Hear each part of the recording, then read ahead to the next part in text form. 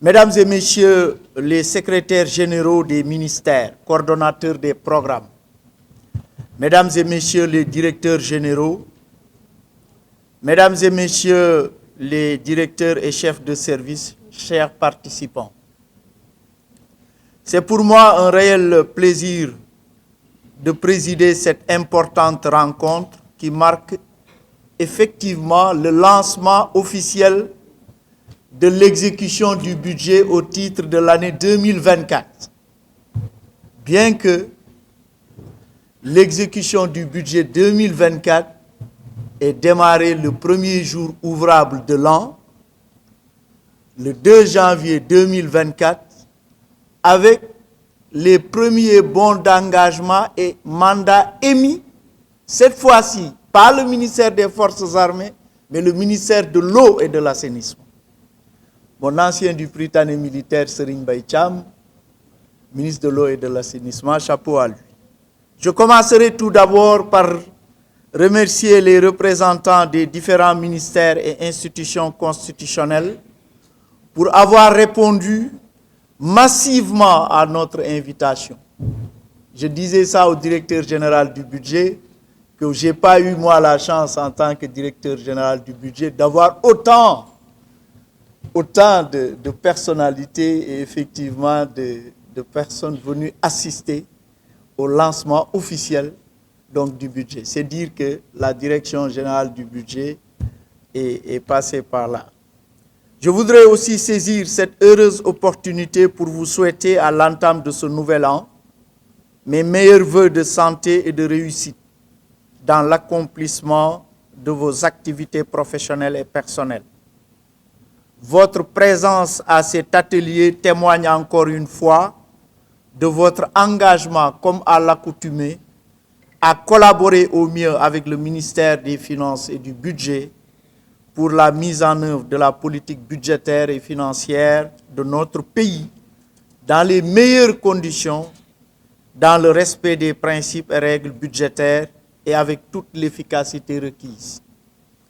Mesdames et Messieurs, l'année 2023 qui vient de s'achever a été marquée par des événements qui ont fortement affecté les grandes orientations budgétaires retenues dans la loi de finances initiale.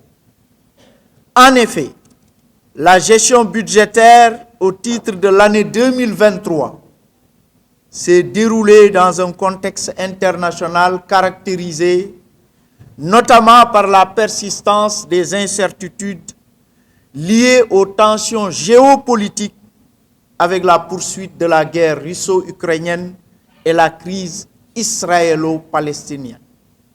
Cet environnement a beaucoup affecté les circuits d'approvisionnement des marchandises, entraînant un ralentissement des échanges commerciaux internationaux avec comme corollaire la persistance de la poussée inflationniste, bien que de moindre ampleur par rapport à l'année 2022.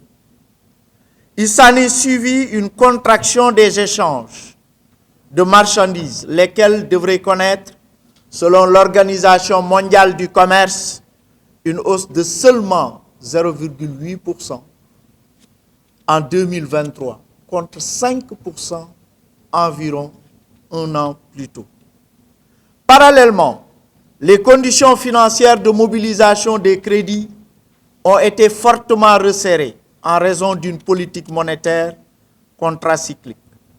Ces facteurs qui ont fortement affecté la croissance mondiale, qui ressortirait à 3% en 2023, contre 3,5% en 2022, se sont répercutés sur la conjoncture sous-régionale, déjà en proie à une situation sécuritaire encore déliquescente. En effet, l'activité de l'Union économique et monétaire serait de 5,2% en 2023 contre 5,6% en 2022, pendant que l'inflation est projetée à 3,7% en 2023 contre 7,4% en 2022. Au niveau interne, le report de la date de démarrage de l'exploitation des ressources pétrolières et gazières, ainsi que les tensions sociopolitiques internes au courant du premier semestre 2023, se sont greffés à cette conjoncture déjà difficile, entraînant ainsi la révision à la baisse de la croissance de 2023 qui s'établirait finalement à 4,1% en 2023 contre 4,2% un an auparavant et 6,5% en 2021 et 1,3% en 2020. Le taux d'inflation annuel moyen en 2023 ressort à 5,9% contre 9,7% en 2022, soit un repli de 3,8 points. Le déficit budgétaire arrêté à 1045 milliards de francs CFA, soit 5,5% dans la loi de finances initiale, a été revu à la baisse à 917,5 milliards de francs CFA, soit 4,9% dans la perspective de la consolidation budgétaire avec l'objectif de la ramener à 3% du PIB en 2025. Cela a bien sûr nécessité des ajustements au niveau des dépenses que vous appelez communément ponctions. Comme vous savez, comme vous pouvez le constater également, en cours de gestion, effectivement, des ponctions ont été opérées, compte tenu un peu de l'urgente nécessité de faire face à des dépenses supplémentaires. Au niveau des bourses des étudiants, ça a monté jusqu'à 88 milliards, alors que l'Assemblée avait autorisé 46 milliards. On a refait un acte modificatif de 31 milliards, ça fait 77 milliards. Et en fin novembre, 11 milliards 6 ont été mandatés pour pouvoir payer des bourses de novembre et de décembre également. Au niveau du tarif de l'électricité et également au niveau des compensations tarifaires et des pertes commerciales pour égaliser le prix de l'essence au niveau du territoire national. Okay. Et en plus, subventionner le gaz butane et autres, l'Assemblée avait prévu 450 milliards. On s'est retrouvé avec finalement 618 milliards. Je vous renvoie au discours de fin d'année de M. le Président de la République, son Excellence Macky Sall. Donc, toutefois, l'économie sénégalaise s'est inscrite maintenant dans une trajectoire de reprise. Après 3 années de démonstration d'une grande résilience grâce à la bonne tenue des finances publiques.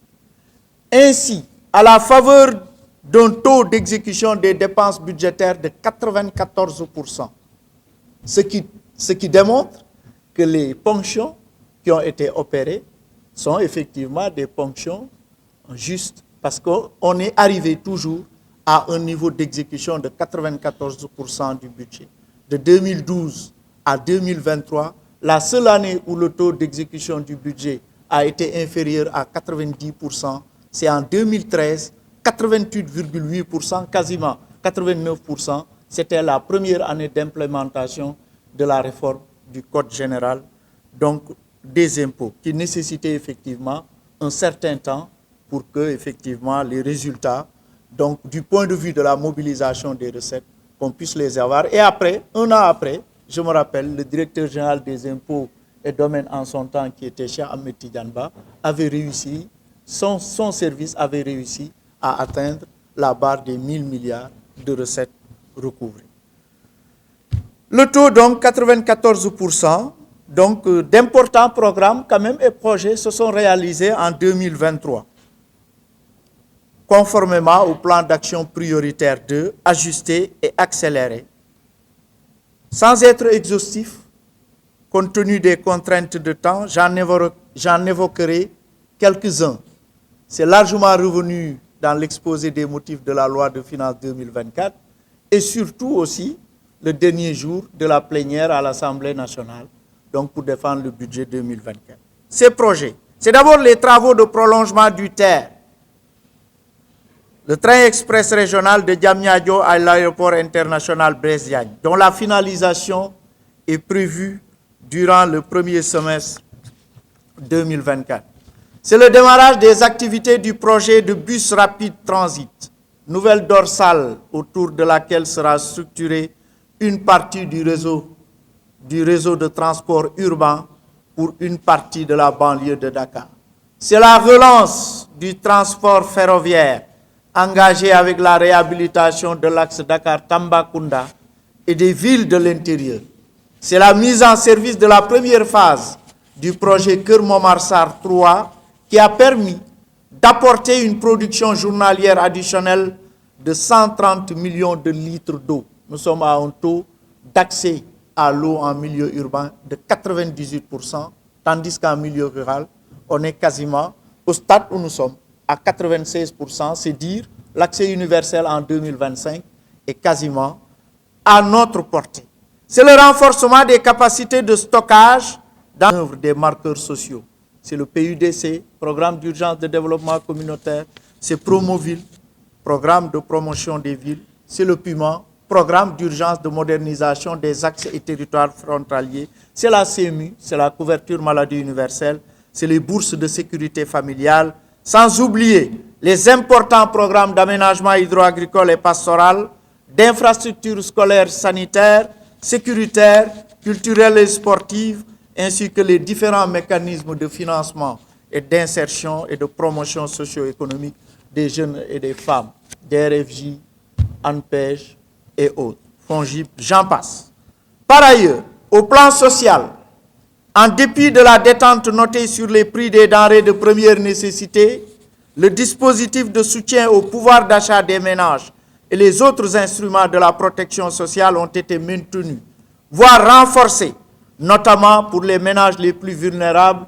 Il en est ainsi la subvention énergétique que j'ai abordée tout à l'heure, supportée par l'État pour un montant de plus de 600 milliards, 618 milliards exactement, de celle sur les produits alimentaires pour 100 milliards, mais je pense, c'est côté dépenses, Maguette, 100 milliards c'est côté dépenses, mais côté renonciation de recettes, Abdou Khadr est là, côté renonciation de recettes, impôts et douanes, c'est 106 milliards. Au total, 206 milliards, donc pour la subvention un peu des denrées. Sans compter le plein effet des revalorisations salariales prises, les pleins effets des revalorisations salariales prises en fin 2022.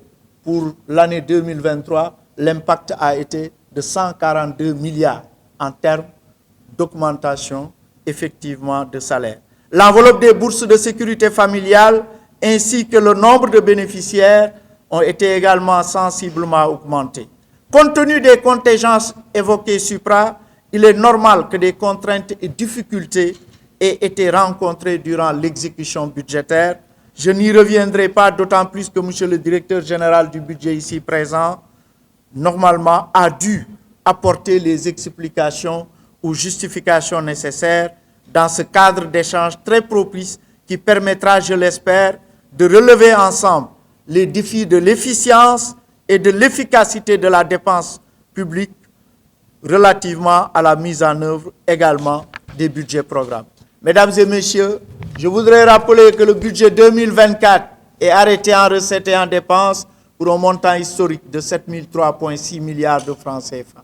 Il est bâti sur une stratégie de consolidation et de souveraineté budgétaire avec comme priorité absolue le renforcement des secteurs stratégiques afin de maintenir la trajectoire d'émergence économique, la poursuite du soutien à l'agriculture, à l'élevage, à la pêche, pour accroître la souveraineté alimentaire, renforcer la sécurisation du territoire, des personnes et des biens et la résilience aux effets des changements climatiques. Le Sénégal a élaboré un budget vert pour l'année 2024. Ainsi, la croissance est projetée à 9,2%, portée certes par la production des hydrocarbures, mais également adossée sur la dynamique des autres secteurs de l'économie, capitalisant 10 années de mise en œuvre de plans d'action prioritaire 1 et 2, et nous sommes dans le plan d'action prioritaire 3,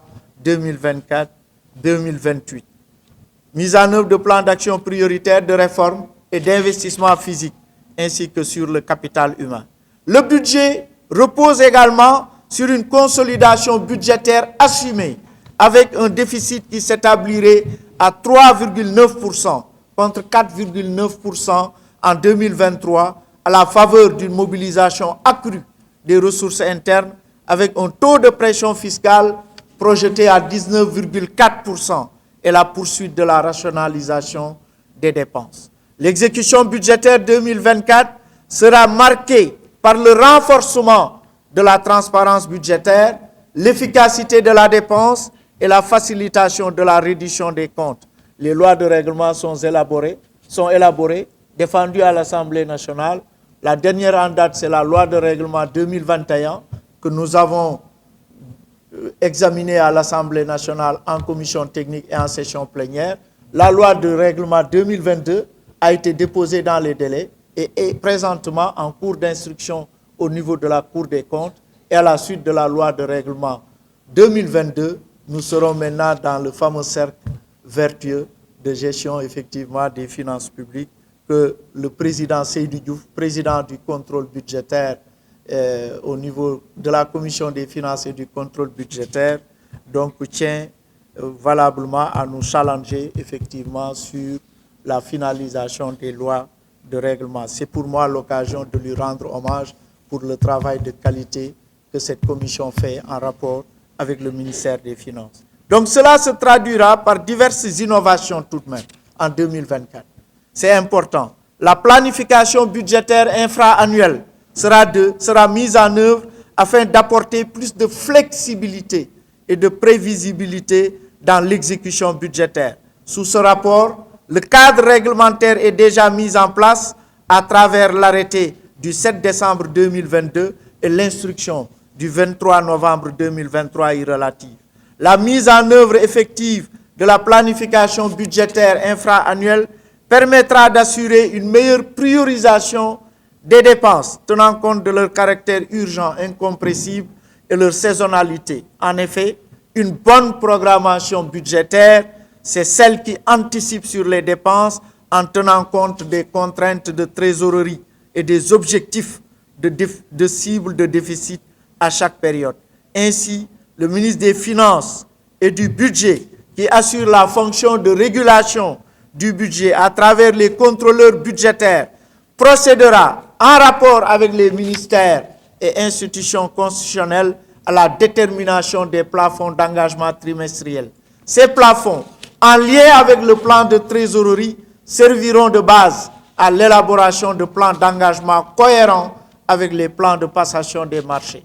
Le cadre institutionnel de la planification infra-annuelle, budgétaire infra-annuelle, comprend un comité de pilotage, un comité de suivi de l'exécution budgétaire et de la trésorerie au sein de mon département et un comité interne des plans d'engagement pour chaque ministère et institution constitutionnelle.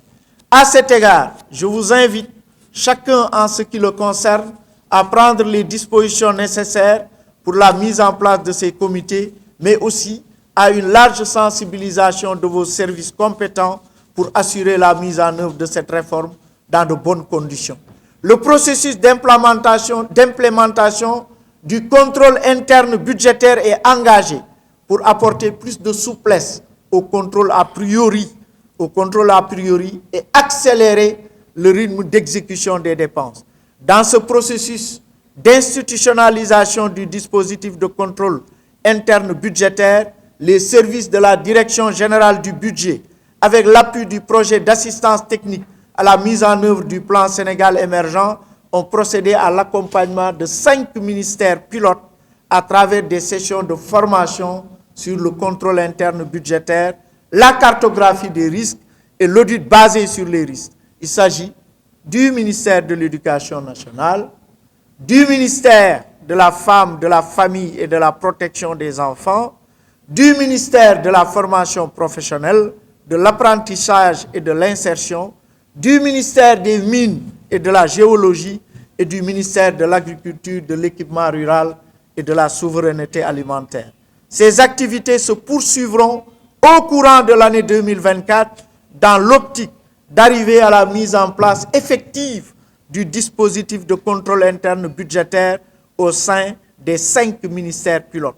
Une autre innovation importante, c'est le déploiement du contrôle de gestion à travers l'institutionnalisation de la fonction de contrôleur de gestion au sein des départements ministériels.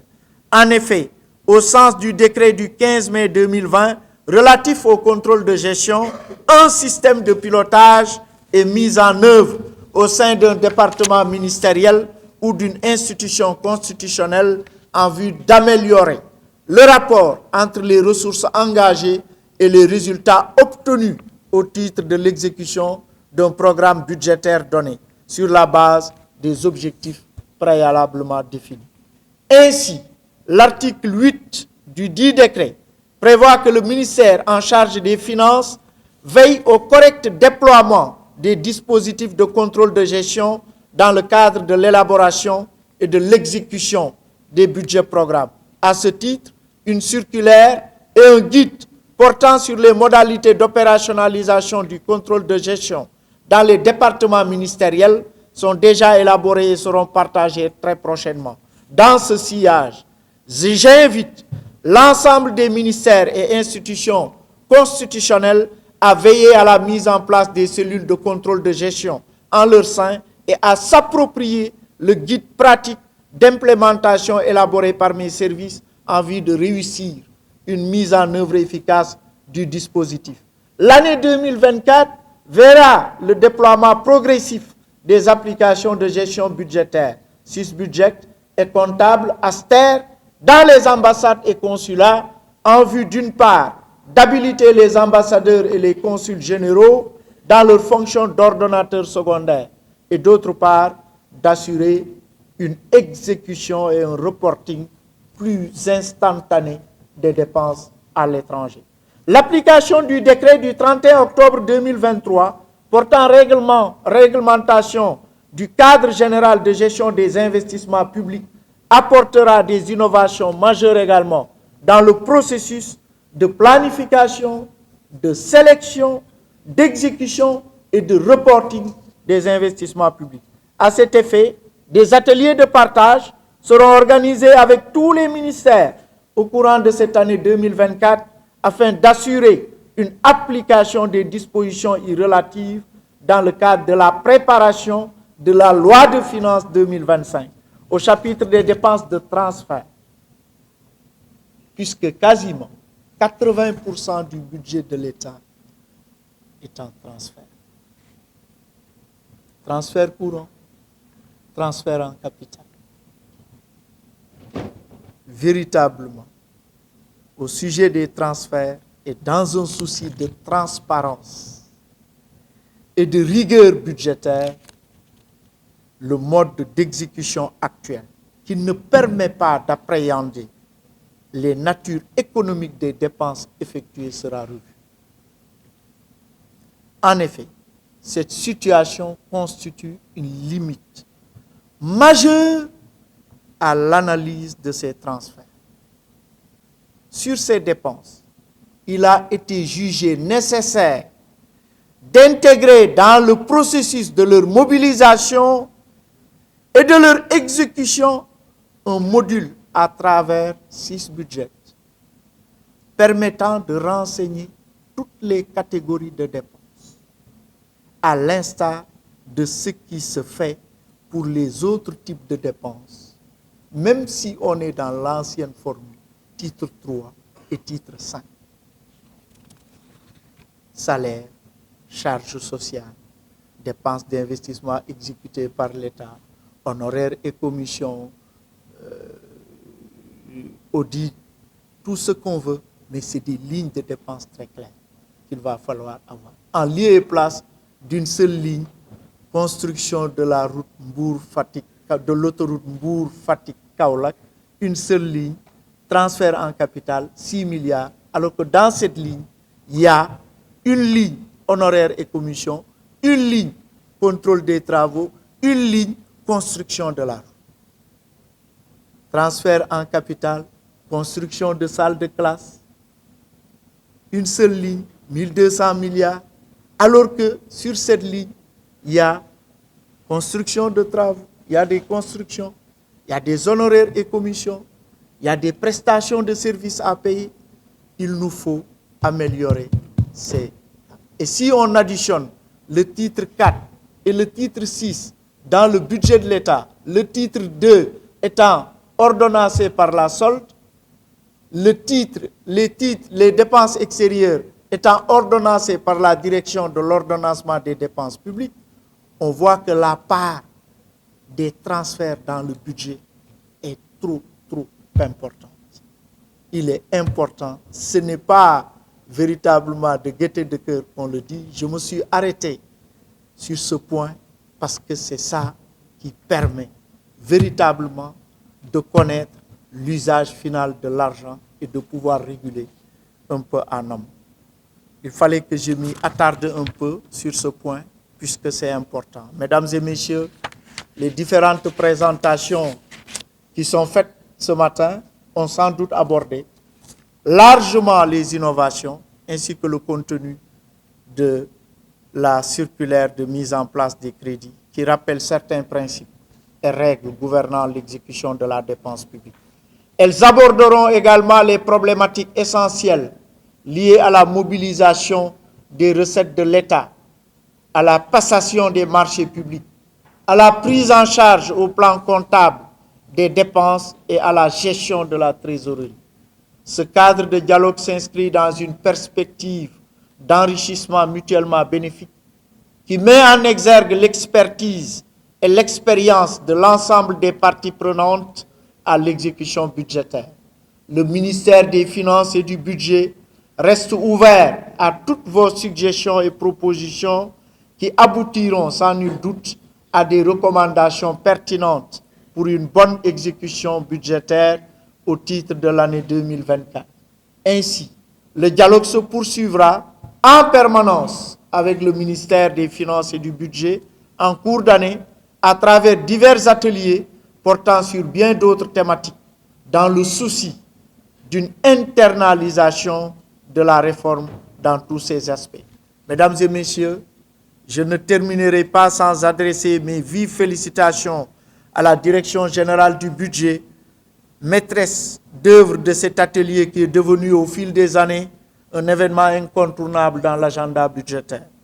Dans la même lancée, je salue la contribution de tous les acteurs au sein des différentes structures de mon département.